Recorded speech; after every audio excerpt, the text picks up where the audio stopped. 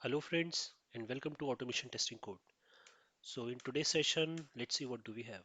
So आज के session में हम Eclipse इंस्टॉल करेंगे, एक जावा प्रोग्राम लिखेंगे Eclipse पे और पब्लिक स्टैटिक वॉइड मेन जो मेन मेथड होता है जावा का उसका क्या मतलब होता है उसके बारे में समझेंगे। कैसे हम किसी भी चीज़ को कंसोल में प्रिंट करा सकते हैं थ्रू जावा प्रोग्राम वो समझेंगे एंड लास्ट में इंटरव्यू क्वेश्चंस। सो गाइज आज का ये सेशन का एजेंडा है। So let's get started. Eclipse installation. So Eclipse install करने के लिए आपको ये लिंक पे जाना पड़ेगा। तो आइए इस लिंक पे चलते हैं।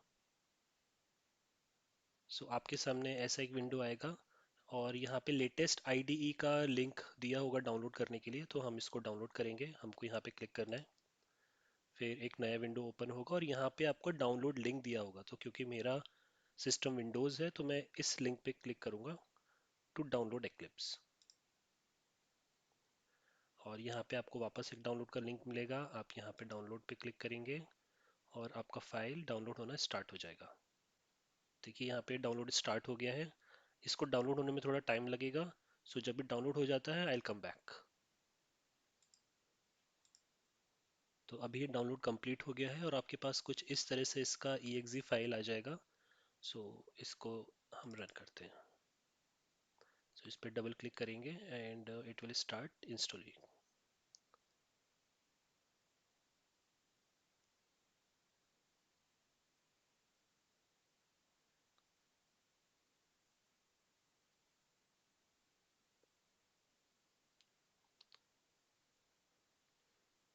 आपको ये ऑप्शन सेलेक्ट करना है Eclipse IDE for Java developers.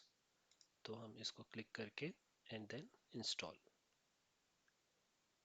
आपको अगर अपना इंस्टॉलेशन फोल्डर कोई दूसरा रखना है तो आप वो भी रख सकते हैं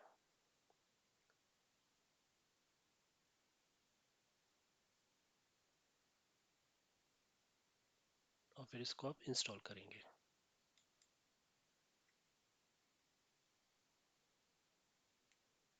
सो अगेन ये थोड़ा टाइम लेगा।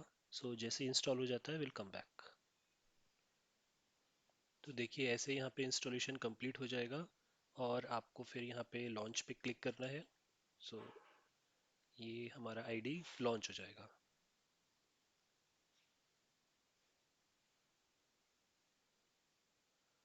आप आपका वर्क स्पेस यहाँ पे सेलेक्ट कर सकते हैं कि आप जो भी प्रोजेक्ट बनाएंगे वो कहाँ पे जाके सेव होंगे। सो आप ये डिफ़ॉल्ट लोकेशन में भी जा सकते हैं या आप अपने हिसाब से कोई और लोकेशन सेट कर सकते हैं। तो मैंने ये फोल्डर सेलेक्ट कर दिया है and use this default and do not ask again. Launch.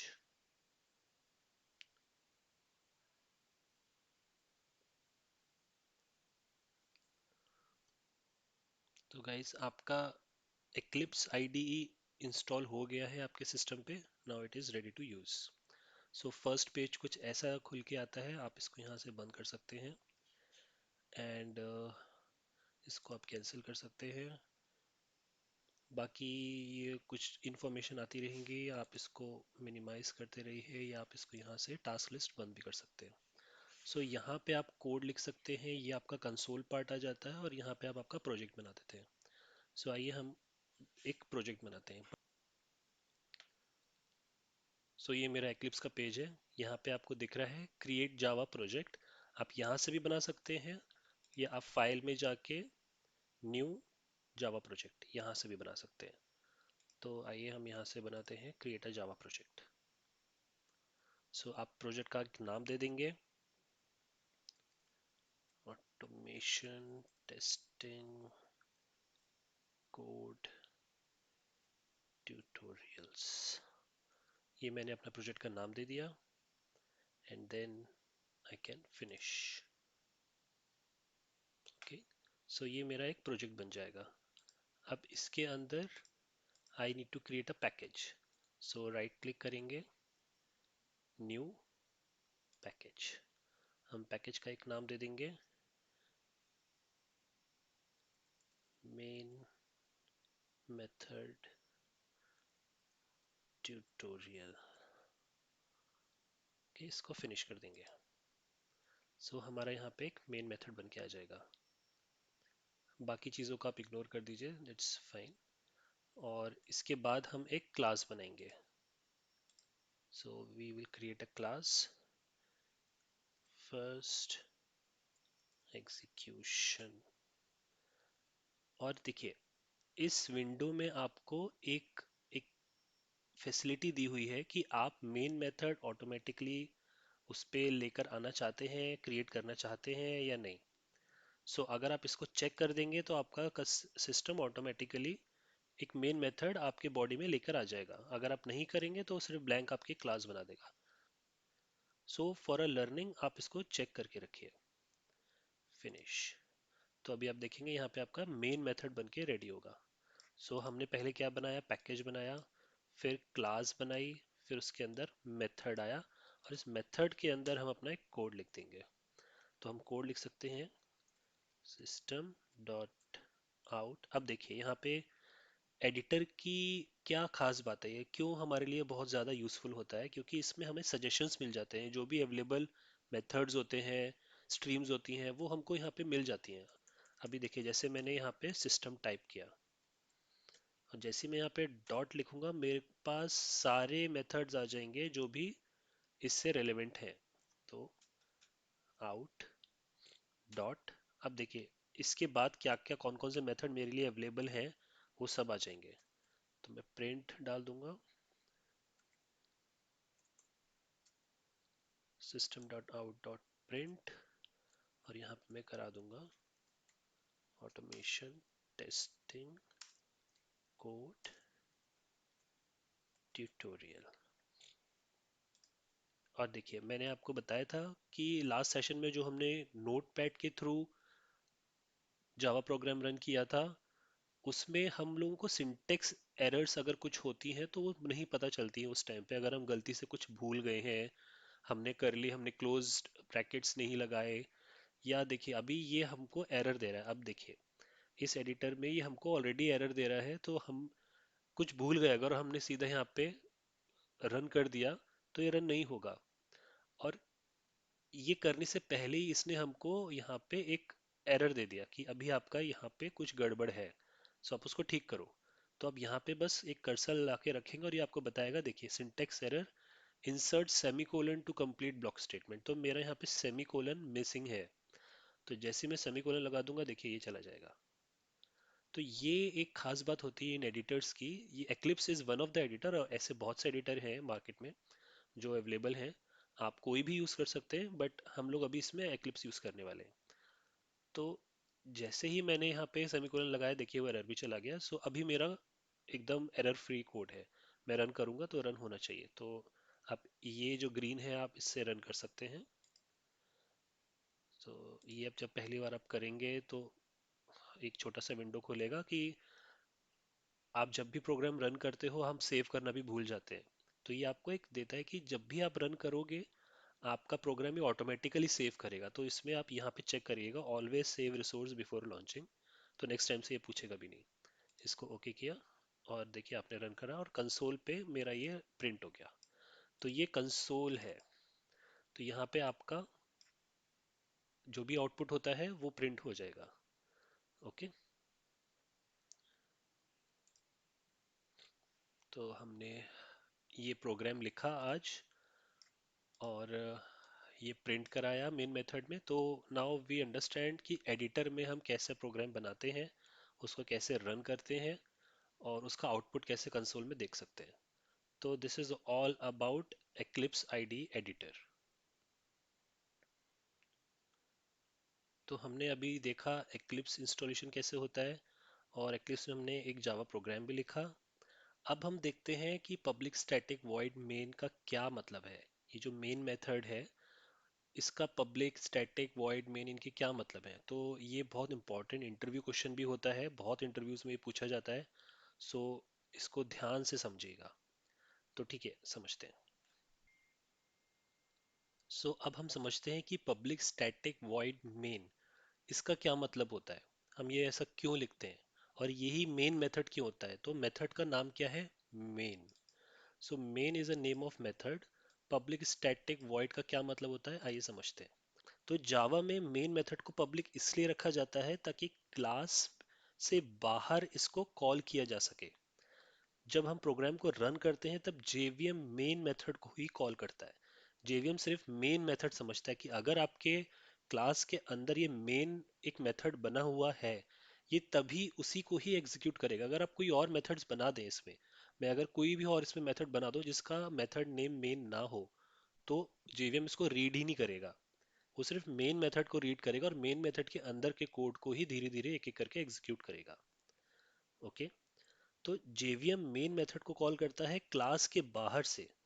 तो अगर ये पब्लिक नहीं रहेगा तो मेन मेथड JVM कॉल भी नहीं कर पाएगा। तो इसलिए हम मेथड को मेन मेथड को हमेशा पब्लिक रखते हैं, ताकि JVM उसको क्लास के बाहर से कॉल कर सके और इसको एग्जीक्यूट कर सके। तो ये होता है पब्लिक का मतलब, कि मेन मेथड पब्लिक क्यों होता है। तो स्टैटिक क्या होता है? स्टैटिक का मतलब है अगर हम एक क्लास के मेथड को किसी दूसरी क्लास में कॉल करना चाहते हैं, तो हमें उस क्लास का पहले ऑब्जेक्ट बनाना पड़ता है। जैसे मैं आपको यहाँ पे बताता हूँ। फॉर एग्जांपल हमारे पास एक क्लास A है जिसके अंदर हमने मेथड लिखा है मेथड x। सपोज x उसका मेथड है। एक क्लास B है और उसका मेथड y है, फॉर एग्जांपल। तो अगर मुझे मेथड y को क्लास A में यूज करना है या A में कॉल करना है, तो मैं डायरेक्ट यूज नहीं कर पाऊंगा, क्योंकि ये क्लास A में मेथड क्लास A का मेथड नहीं है, ये तो क्लास B का मेथड है। तो क्लास B मुझे अपना मेथड कैसे देगा? मुझे क्लास B का ऑब्जेक्ट क्लास A में बनाना पड़ेगा, तभी मैं इसके मेथड को यूज कर सकता हूँ। अभी ये क्या होता है, ऑब्जेक्ट बनाना क्या होता है, ये मैं आपको समझाऊंगा आने वाली क्लासेस में। बट अभी आप ये समझिए कि स्टैटिक हमारे पास क्या एडवांटेज होती है अगर हम किसी मेथड को स्टैटिक कर देते हैं। तो हमको इसके ऑब्जेक्ट बनाने नहीं पड़ते, हम डायरेक्ट इस मेथड को क्लास A में कॉल कर सकते हैं अगर ये मेथड स्टैटिक है। ओके। तो आप ऐसा ही समझिए अभी कि स्टैटिक मेथड को यूज करने के लिए हमको ऑब्जेक्ट बनाने की जरूरत नहीं होती। तो JVM को कोई ऑब्जेक्ट नहीं बनाना पड़ेगा मेन मेथड को कॉल करने के लिए, वो डायरेक्ट कॉल कर लेगा। इसलिए हम हमेशा मेन मेथड को स्टैटिक बना के रखते हैं। अगर स्टैटिक नहीं होगा तो JVM को पहले ऑब्जेक्ट बनाना पड़ेगा इस मेथड का, सॉरी इस क्लास का, तभी वो इस क्लास के मेथड को कॉल कर पाएगा। तो हम उसको और इजी करने के लिए मेन मेथड को हमेशा स्टैटिक रखते हैं, ताकि JVM हमेशा मेन मेथड को इजीली कॉल कर पाए। ओके। तो ये होता है स्टैटिक का मतलब। Now what is void? Void का मतलब होता है कि अगर रिटर्न टाइप वॉइड है तो आपका कोई भी वैल्यू ये रिटर्न नहीं कर रहा है। तो इसने क्या किया इस प्रोग्राम ने, आपने एक इसको आउटपुट दिया, इसने आउटपुट प्रिंट कर दिया एंड दैट्स इट, प्रोग्राम वहां पे खत्म। इसने कुछ चीज आपको इस मेथड के थ्रू रिटर्न नहीं करी। तो अगर रिटर्न टाइप वॉइड होता है तो आपको कोई भी वैल्यू रिटर्न नहीं करनी है। सो इसलिए हम इसको वॉइड रखते हैं। सो ये मतलब होता है public static void. Main is a name of method. तो स्ट्रिंग ऑफ ARGS ये क्या है? String of array. So string एक प्री डिफाइंड क्लास है और ARG एक एरे वेरिएबल है। और इसका नाम आप कुछ भी रख सकते हैं, जरूरी नहीं कि इसका नाम ARG ही होना चाहिए। तो जो भी वैल्यू हम इस मेथड में पास करते हैं वो उसको एक स्ट्रिंग ऑफ एरे फॉर्म में स्टोर करके रखता है। ये इसका मतलब होता है। सो आई होप अब आपको ये तो समझ में आ गया होगा कि पब्लिक स्टैटिक वॉइड मेन इसका क्या मतलब होता है। क्योंकि ये बहुत इंपॉर्टेंट क्वेश्चन है, तो इसको ध्यान से समझिएगा। और फिर भी अभी आपको डाउट है, आप प्लीज मुझे कमेंट करिए, मैं इस पे और एक डिटेल वीडियो आपको बना के देता हूँ। ओके। तो हमने अभी ये भी समझ लिया कि मेन मेथड हम कैसे लिखते हैं और पब्लिक स्टैटिक वॉइड मेन इसका क्या मतलब होता है। अब हम कंसोल पे कैसे चीज़ें प्रिंट कराते हैं ये भी हमने आपको अभी बताया। अभी हमने जब पहला प्रोग्राम लिखा था तो हमने देखा कि कंसोल पे हम कैसे प्रोग्राम के आउटपुट को प्रिंट करा रहे हैं। अब इसका मतलब भी समझते हैं। What is system dot out dot print, इसका क्या मतलब होता है, आइए देखते हैं। तो अब हम समझते हैं what is system dot out dot print. तो system dot out dot print को हम यूज करते हैं किसी भी चीज का हमको आउटपुट अगर कंसोल में प्रिंट कराना है तो हम ये यूज करते हैं। अभी इसका क्या मतलब होता है? So system is a predefined class in java. जैसे स्ट्रिंग भी हमारा एक predefined class in java है, ऐसे ही सिस्टम भी एक प्री डिफाइंड क्लास है जावा की। और इसको आइडेंटिफाई करने का तरीका भी यही है कि इसका फर्स्ट लेटर जो होता है वो कैपिटल होता है। देखिए आप स्ट्रिंग में भी आप देखेंगे इसका भी फर्स्ट लेटर कैपिटल है और इसका भी फर्स्ट लेटर कैपिटल है। Okay, so string, so system is a class in Java dot lang package. एक पैकेज होता है हमारा जावा डॉट लैंग, ये उसकी एक क्लास होती है। Okay, and out is a field in that class. Out क्या है? वो उसी फील्ड में, उसी क्लास में एक फील्ड है। सो सिस्टम डॉट आउट ये क्या करता है? It creates a print stream object. Okay, ये एक प्रिंट स्ट्रीम ऑब्जेक्ट क्रिएट करता है। और प्रिंट क्या करता है? प्रिंट एक मेथड है, तो इसमें आप जो भी पास करेंगे वो आपके कंसोल में प्रिंट हो जाएगा। तो system dot out dot print ये हम मेथड यूज करते हैं to print anything at the console. और एक और मेथड होता है इसमें, system dot out dot print ln. उसमें भी हम यही कराते हैं, print.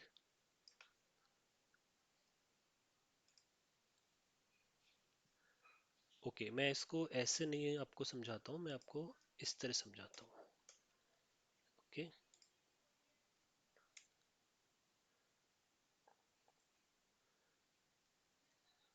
System dot out dot print ln,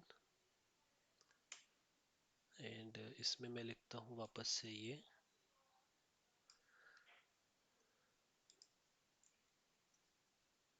and once again. आपको इसमें दोनों में डिफरेंस समझ में आएगा, इन दोनों मेथड में क्या डिफरेंस है। नॉर्मली हम ज़्यादातर system dot out dot print Elon ही यूज़ करते हैं। क्यों करते हैं वो आपको भी समझाता हूँ। देखिए इसमें आपको एरर दे रहा है कि आपका सेमीकोलन मिसिंग है, तो हमने यहाँ पे सेमीकोलन लगा दिया। Now we will run this.